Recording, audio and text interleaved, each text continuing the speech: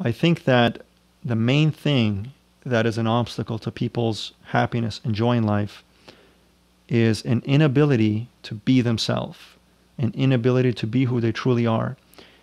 You see, when we're children, our natural tendency is towards joy and happiness. And we don't have any need to be anything other than we are. We're just free.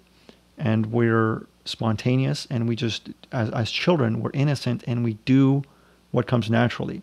Yet as we grow up, society, the world, parents, teachers, friends, associates, leaders, create an environment where we begin to have expectations.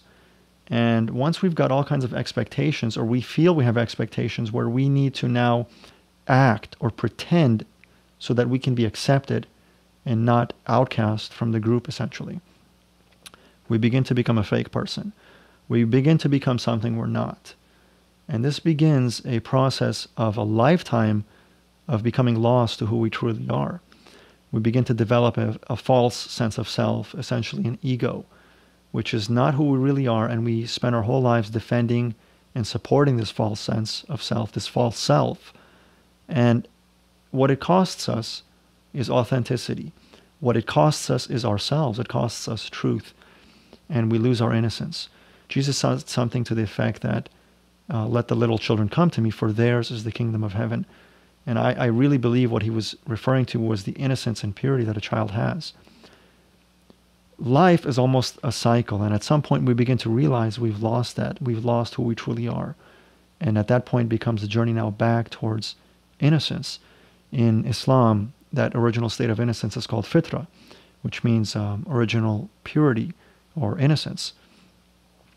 And really the goal of the spiritual path is to return to that state of purity, into that state of innocence, yet now fully conscious this time around, and to be able to live from that place of personal freedom, where we no longer have to act, we no longer have to pretend, and we no longer have to live in fear.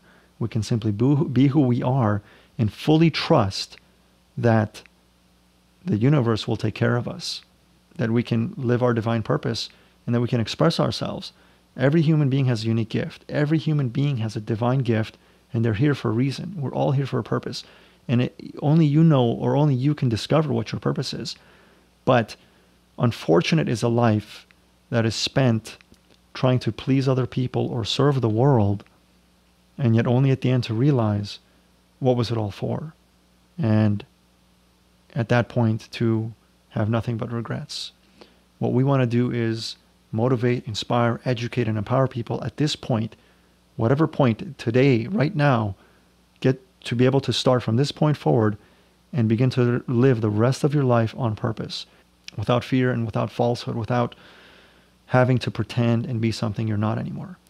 And the only way to do that is to return to the truth and to the truth within. It has to do with transcending the ego, that false sense of self that we cultivate in this world, and being able to operate from a higher level of consciousness.